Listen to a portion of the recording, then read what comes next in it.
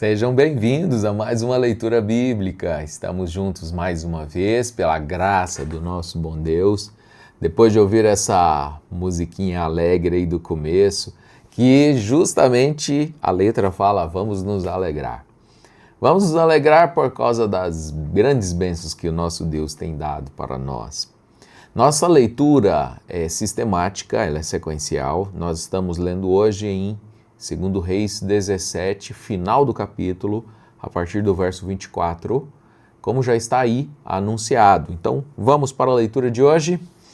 Segundo livro dos Reis, capítulo 17, verso 24. E o rei da Assíria trouxe gente de Babilônia, de Cuta, de Ava, de Amate e Sefarvaim, e a fez habitar nas cidades de Samaria, em lugar dos filhos de Israel. E eles tomaram a Samaria em herança e habitaram nas suas cidades. E sucedeu que, no fim da sua habitação ali, ou melhor, sucedeu que no princípio da sua habitação ali, não temeram ao Senhor, e o Senhor mandou entre eles leões que mataram a alguns deles. Por isso falaram ao rei da Assíria, dizendo: a gente que transportaste e fizeste habitar nas cidades de Samaria, não sabe os costumes do rei da terra. Assim mandou leões entre ela, e eis que a matam, porquanto não sabe o culto do Deus da terra. Então o rei da Assíria mandou dizer: levai ali um dos sacerdotes que transportaste de lá, e vá e habite lá, e ele lhe ensine o costume do Deus da terra. Veio, pois, um dos sacerdotes que transportaram de Samaria, e habitou em Betel, e lhe ensinou como deviam temer ao Senhor. Porém, cada nação fez os seus deuses, e os puseram nas casas dos altos que os samaritanos fizeram, cada nação nas cidades em que habitava. E os de Babilônia fizeram Sucote-Benote, e os de Cuta fizeram Nergal, e os de Amate fizeram Azima, e os aveus fizeram Nibás e Tartaque, e os sefarvitas queimaram seus filhos a fogo, a Adrameleque e a Anameleque, deuses de Sefarvaim. Também temiam ao Senhor, e do mais baixo do povo fizeram sacerdotes nos lugares altos, os quais lhes faziam o ministério nas casas nos lugares altos. Assim temiam ao Senhor, mas também serviam a outros deuses, segundo o costume das nações dentre as quais tinham sido transportados. Até o dia de hoje fazem segundo os primeiros costumes, não temem ao Senhor, nem fazem segundo os seus estatutos, nem as suas ordenanças segundo a lei e segundo o mandamento que o Senhor ordenou aos filhos de Jacó, a quem deu o nome de Israel.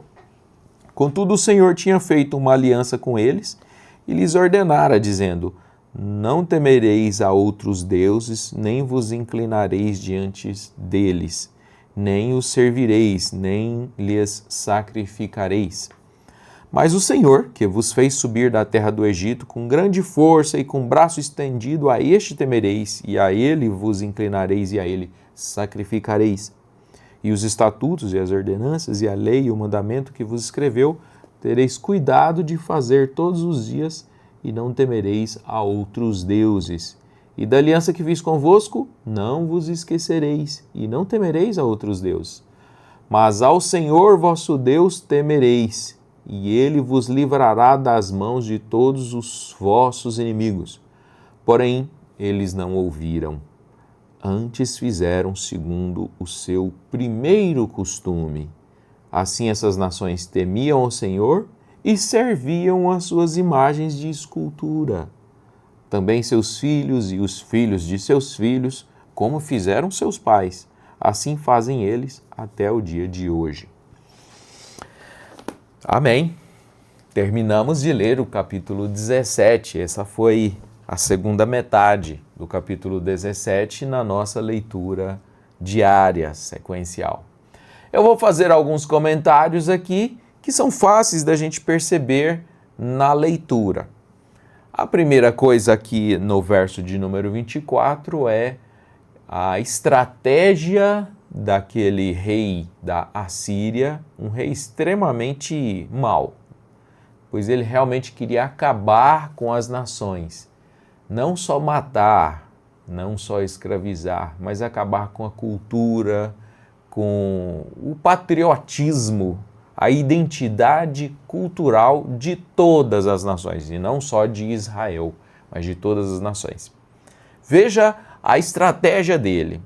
Ele pegou os israelitas de Israel, que moravam nas 10 tribos de Israel, e tiraram aquele povo de sua terra e levou para Síria, levou para Assíria, e para várias cidades ele espalhou o povo, até chegar na terra dos Medos, dos persas, e espalhou o povo. E pegou o povo lá dessas regiões, para onde ele levou os israelitas, e trouxe para cá, para Samaria e para a terra de Israel. Ele fez uma troca, pegou gente daqui e levou para lá, e pegou gente de lá, escravos, e trouxe para cá. E essa era uma estratégia, um pensamento realmente maligno, para conseguir fazer as pessoas perderem a sua identidade. Então eles tomaram aí uma atitude muito bem pensada para acabar com a fé do povo e a sua identidade, toda a sua identidade. A Bíblia aqui vai e afirma uma coisa curiosa, interessante no verso 25, que é: no princípio da sua habitação ali, não temeram ao Senhor, e nem tinha por que temer ao Senhor, porque eles eram estrangeiros, eram medos, eram assírios, sírios e várias nações. Eles não temeram ao Senhor, e o Senhor mandou entre eles leões que mataram alguns deles. A terra foi invadida por animais selvagens. A gente percebe aqui que Deus não estava querendo converter o povo, pois o leão não é um mensageiro de conversão. O leão foi um animal, um instrumento usado para juízo. Sabe para quê? Na minha maneira de pensar, viu? Deus não estava querendo converter aqueles pagãos à fé do Deus de Israel, mas ele estava mostrando para aquelas pessoas que aquela terra tem dono, tinha dono. Deus estava demonstrando para eles, através desses leões, que ele era o soberano da terra, independente de quem morasse naquela terra. E essa, para mim, foi uma explicação foi o suficiente. Deus, dono da terra. Ainda que o seu próprio povo, das 12 tribos, parte das 12 tribos, eram só 10, ainda que aquele povo não estivesse lá, mas Deus ainda era o dono da terra. E isso me soou muito bom, muito gostoso. O outro comentário que nós vemos aqui, e curioso, é que eles trouxeram um sacerdote que tinha ido lá para o estrangeiro, para o cativeiro, escravo, trouxe um sacerdote de volta. Gente, esse sacerdote possivelmente não era um sacerdote verdadeiro. Primeiro que ele não era sacerdote de Jerusalém, ele não era de Judá, ele era um sacerdote de Israel. E em Israel você sabe como era a adoração, era bezerros de ouro. Então a Bíblia não diz, mas possivelmente era um sacerdote falso. Era um sacerdote que não tinha identidade, o verdadeiro ensinamento de Deus. E ele veio para ensinar a temer ao Senhor. E aí a Bíblia até afirma que eles também serviam ao Senhor e fizeram outros sacerdotes do mais baixo do povo. Qual era o povo que tinha ali? Eram estrangeiros, não eram gente de Israel. E fizeram sacerdotes. Será que por causa da necessidade? Porque precisavam ter sacrifícios para Deus tirar os leões da terra, os males da terra? Fizeram sacerdotes segundo a necessidade.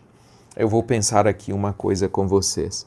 Fazer de um homem uma coisa que ele não foi chamado para ser. um líder para o povo, um pastor, um cantor, e colocar uma função na qual o homem não foi chamado para desempenhar aquela função. É preciso ser chamado, não apenas por causa da necessidade. E a gente tem muito essa facilidade de querer justificar, porque está precisando de diáconos, está precisando de pastores, está precisando de... E aí então é onde temos um laço pronto para se cair nele. Fizeram sacerdotes do mais baixo da terra. E eles, a Bíblia diz assim que eles temiam ao Senhor, mas também adoravam a... Aí cita o nome de vários deuses aqui, que nem vou citar o nome. Vários deuses pagãos, idólatras e imagens. Então, serviam a Deus. Sim, serviam a Deus, mas também serviam...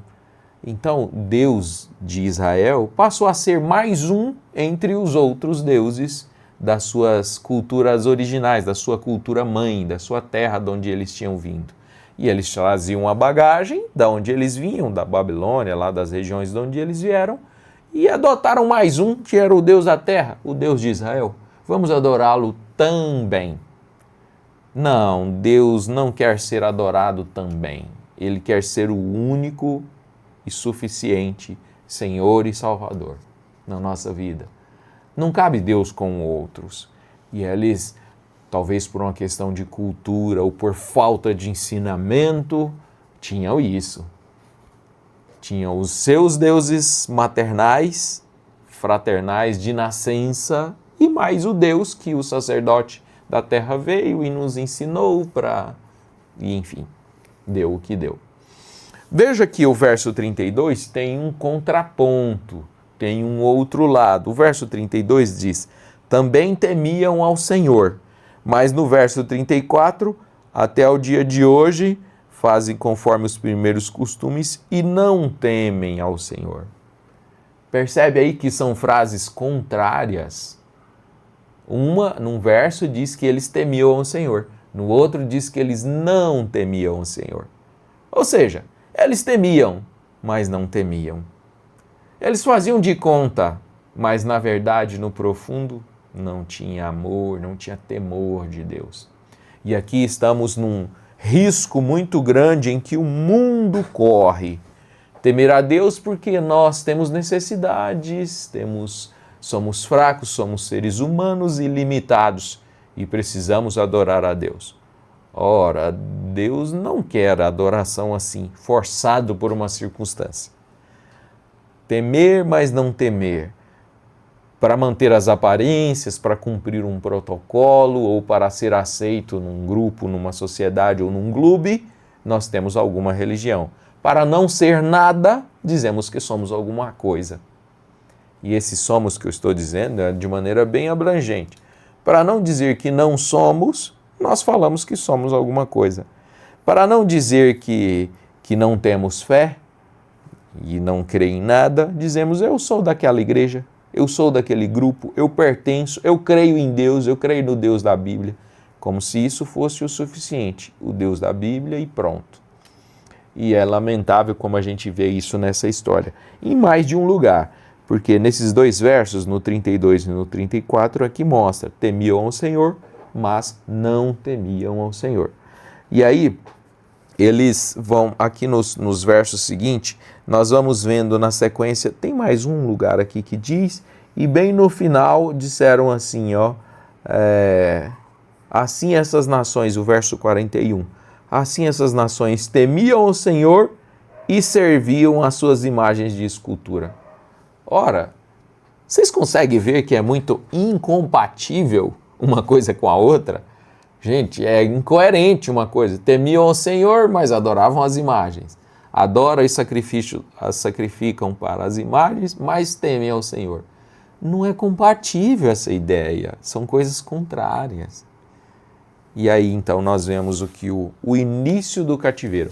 Esse capítulo aqui, não se esqueça, esse capítulo é o início do cativeiro. É quando Israel perdeu sua terra e foi embora para outras terras, das quais eles nunca mais voltaram.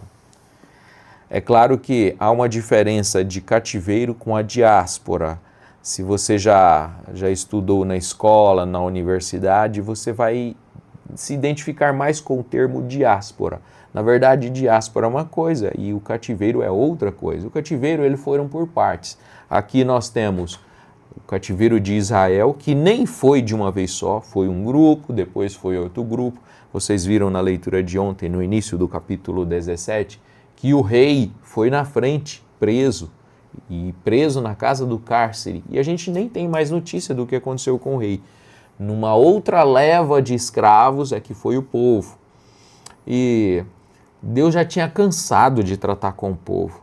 200 anos, sim, foram 200 anos desde que o reino dividiu, desde que Salomão morreu, até agora, Oséias, que foi o último rei, 200 anos. 200 anos Deus insistindo com o povo para se arrepender e servir ao Senhor, Deus de Moisés. 200 anos insistindo, até que o pecado ultrapassou os limites permitidos, aceitos por Deus. Vai demorar mais ou menos 120 anos e Judá também vai para o cativeiro. O povo até retorna, a nação de Judá até retorna no tempo de Neemias. No tempo depois de Jesus Cristo, novamente teve nova escravidão, um povo novamente sendo tirado de sua terra. No tempo de Tito, do general Tito, que depois virou imperador Tito, que não foi ainda também a escravidão não foi completa naquele tempo de Jesus. Isso foi no ano 70 depois de Cristo. Mas por volta do ano 130 depois de Cristo ainda teve a Revolução de Bar Kokhba, que é um outro judeu que se rebelou contra o Império Romano. O Império Romano venceu mais uma vez e tirou mais gente da terra. E eles estão espalhados no mundo até hoje. Tem-se notícia de judeus na Índia, tem-se notícia de judeus na Etiópia, tem notícia de judeus em vários lugares do mundo, não os de Israel. Ainda que exista uma nação com uma bandeira, uma moeda, mas tem-se notícia de judeus em vários lugares. São grupos com culturas judaicas antigas e que possivelmente são descendentes daqueles judeus que foram embora nessa época de Segundo Reis. Consegue ver todo esse percurso? E todo esse percurso, um pouco Judá, um pouco Israel, depois Judá, depois no tempo de Jesus mais duas levas de judeus sendo levados. Aliás, todas essas idas, várias indas, que são chamadas de diáspora. É isso aqui, a diáspora. O povo que foi sendo tirado fora de sua terra. Percebe aí? Agora, tudo isso foi profetizado por Deus. O profeta Amós profetizou, Oséias profetizou o cativeiro, né? O cativeiro. Aqui nós estamos no começo da história do cativeiro. Eles profetizaram, Jeremias trabalhou com o povo durante o cativeiro, no cativeiro. E Jeremias foi usado no tempo do cativeiro. Deus usou Jeremias. Vê se você consegue enxergar a história. Mas, gente, esse não é o fim da história. Eu estou falando de tempos recentes, de tempos agora, em que há judeus na Índia, na Etiópia e outros países até africanos e não africanos também. Na China, tem judeus na China também, comunidades judaicas, né, com princípios judaicos. Mas esse não é o fim da história. Tanto Amós quanto Oséias profetizaram que o povo voltaria para a sua terra. E aqui está um bom pensamento para nós. Os judeus voltarão e eles reconhecerão o Messias e perguntaram para ele: que feridas são essas em suas mãos? Quando o Messias se apresentar, aí o Messias vai dizer: estas são as feridas com as quais eu fui ferido na casa dos meus amigos.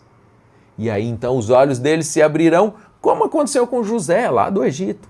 Ele se casou com uma noiva gentia, chamava Azenate, filha de Potífera, sacerdote de On. História de José do Egito. Aí os olhos de seus irmãos, todos os seus irmãos se abriram e eles conheceram que o grande libertador, o grande governador do Egito, na verdade era seu irmão. era José. Isso acontecerá com Cristo. Quando eles perguntarem que feridas são essas, ele dirá, essas são as feridas com que eu fui ferido e o seu lado, com que o Messias foi ferido. Então a Bíblia, ela caminha de uma maneira muito coesa, muito harmônica e muito bonita, viu gente? Muito bonita. Eu creio que o seu coração, mais uma vez, foi abençoado. A gente aprende lições para o nosso dia. Você tem que ser pessoa de coração, servir a Deus de coração, de alma, de espírito. Deus quer adoradores assim, e não apenas para cumprir um papel, um protocolo, ou para você não ser nada. Não, Deus quer a sua sinceridade. Sinceridade, e Deus honra a sinceridade. Deus honra o homem sincero. Deus quer separar para ele os que são sinceros. E as lições, vamos dizer, a história, essa história que nos interessa, bíblica dos israelitas judeus, ela tem um fim. Um dia, o galho da videira que foi cortado, no lugar daquele galho foi enxertado um zambujeiro, que são os gentios. Um dia aquele galho de zambujeiro será arrancado e o galho original será enxertado novamente. Essas são as palavras de Paulo. Por isso que eu digo, a Bíblia caminha de maneira coesa. Eu sei que é difícil na nossa leitura, ainda mais lendo e estudando assim de maneira rápida, mas nós amanhã, se Deus permitir, continuaremos a ler aqui com você. Tenham todos um bom dia, Deus abençoe a cada um. Eu sempre volto aqui na leitura, depois de terminada a transmissão, para mim ver quem participou. Então, muito obrigado de novo. Deus abençoe o seu coração, Deus abençoe sua vida, sua família e até a próxima oportunidade.